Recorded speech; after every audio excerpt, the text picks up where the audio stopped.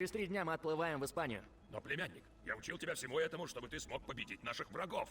И я смогу, если они нас отыщут. Ты хочешь сбежать отцу? Отречься от всего, за что боролся и погиб твой отец? От своего наследия? Хорошо, комивой! Аривидерчи и буана фортуна! Дядя, постой, чем он так расстроен? А как ты думаешь? Вьери досаждает нам со времен твоего приезда. Ну, этого следовало ожидать, учитывая происхождение. Бляха, вот понимаете, сейчас Эцио так и хочется сказать. Ты что, вообще тупой? Ты вообще тупой? Ну, то есть, ему дядя сейчас черным по белому сказал. Мы ассасины, есть тамплиеры. Тамплиеры нам досаждают, а мы их должны убирать. И Эцио такой, почему я должен это делать? Я хочу просто съебаться. И дядя такой, ты что, хочешь уйти от своего наследия, говнюк? Мне нравится то, что Эцио очень любит своего отца, но при этом, когда ему пришло вот такое вот, ну, важное объективное наследие, он такой, не, спасибо, до свидания, я не хочу с этим иметь дело.